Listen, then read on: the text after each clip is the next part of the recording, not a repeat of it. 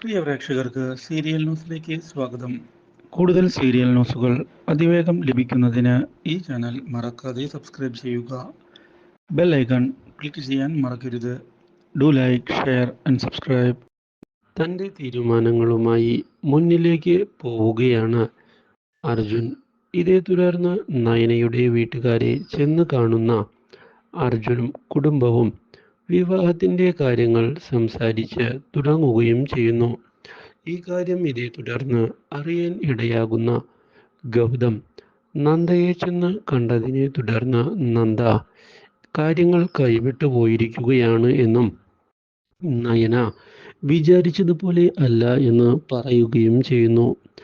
അവൾ കൃത്യമായ കണക്കുകൂട്ടലുകളിലൂടെയാണ് ഇപ്പോൾ കടന്ന് വന്നിരിക്കുന്നത് എന്നും അതുകൊണ്ട് തന്നെ അവളെ നിയന്ത്രിക്കുക ബുദ്ധിമുട്ടാണ് എന്ന് പറയുകയും ചെയ്യുന്നു.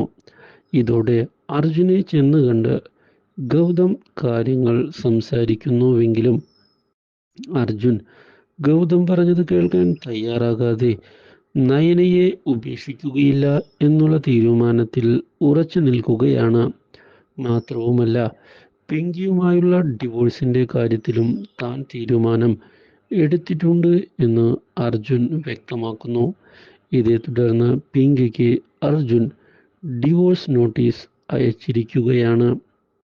അപ്രതീക്ഷിതമായ ഈ സംഭവം നമ്മുടെ പിങ്കിയെ മാനസികമായി തകർത്ത് കളയുകയും ചെയ്യുന്നു. ഇതേ തുടർന്ന് കല്യാണ കാര്യങ്ങൾ മുന്നോട്ട് പോകുമ്പോഴാണ് പുതിയൊരു വഴിത്തിരിവ് ഉണ്ടാകാൻ പോകുന്നത്. ഇതേ തുടർന്നാണ് നയനയുടെ ചതി നന്ദ പുറത്തു കൊണ്ടുവരുന്നത്. Do like, share and subscribe.